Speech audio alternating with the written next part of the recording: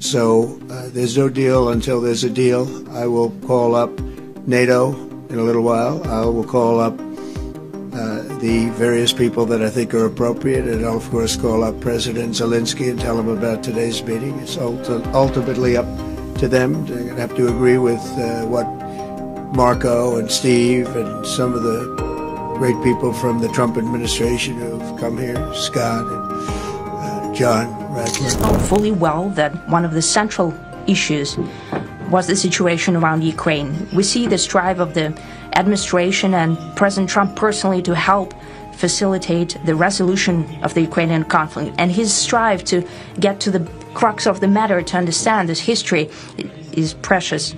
As I've said, the situation in Ukraine has to do with fundamental threats to our security. Moreover, we've always considered the Ukrainian nation, and I've said it multiple times, a brotherly nation. However strange it may sound in these conditions, we have the same roots, and everything that's happening is a tragedy for us and terrible wound. Therefore, the country is sincerely interested in putting an end to it. At the same time, we're convinced that in order to make the settlement lasting and long-term, we need to eliminate all the primary roots, the primary causes of that conflict, and we've said it multiple times, to consider all legitimate concerns of Russia and to reinstate a just balance of security in Europe and in the world on the whole. And I agree with President Trump, as he has said today, that naturally the security of Ukraine should be ensured as well. Naturally, we are prepared to work on that. I would like to hope that the agreement that we've reached together will help us bring closer that goal and will pave the path towards peace in Ukraine. We expect that Kiev and European capitals will perceive that constructively and that they won't throw a wrench in the works. They will not make any attempts to use some backroom dealings to conduct provocations to torpedo the nascent progress.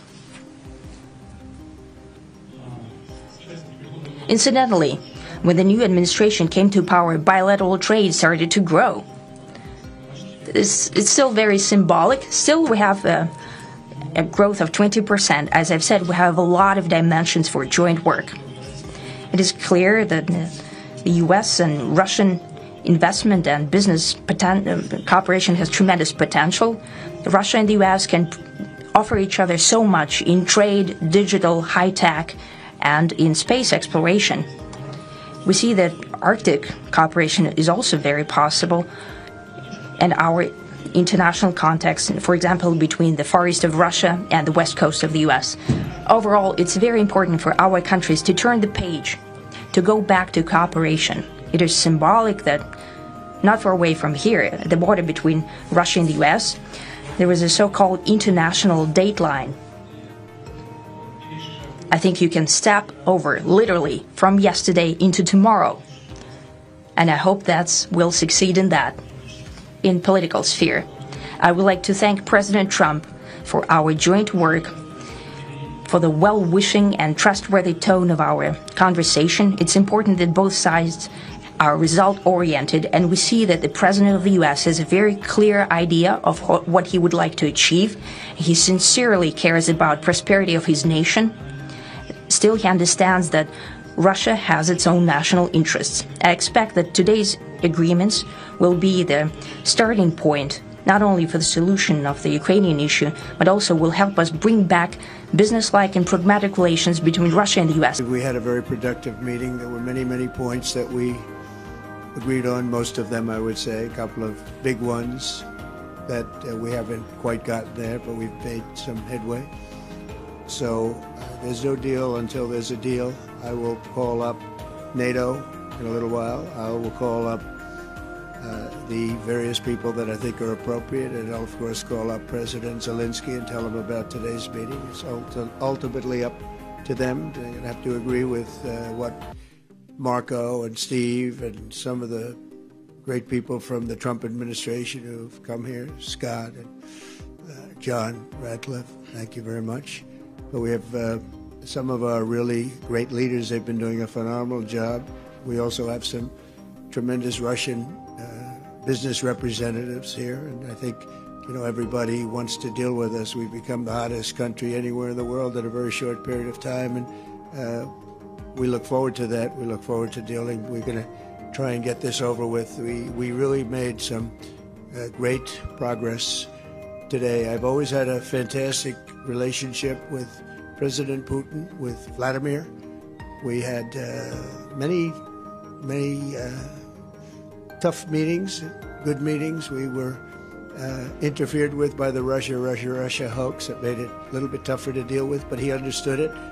I think he's probably seen things like that during the course of his career. He's seen it all, but we had to put up with the Russia hoax. He knew it was a hoax, and I knew it was a hoax, but what was done was very criminal. But it made it harder for us to deal as a country in terms of the business and all of the things that we'd like to have dealt with. But we'll have a good chance when this is over.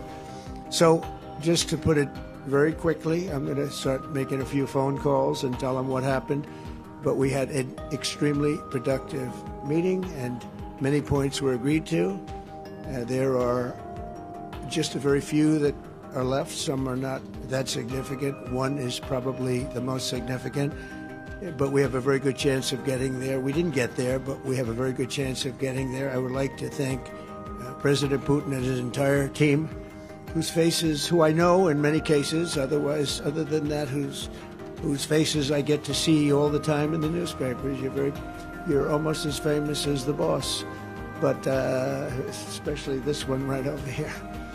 But we had some good meetings over the years, right? Good productive meetings over the years, and we hope to have that in the future. But let's do the most productive one right now. We're going to stop really 5, 6, 7,000, thousands of people a week from being killed, and President Putin wants to see that as much as I do. So, again, Mr. President, I'd like to thank you very much, and we'll speak to you very soon and probably see you again very soon.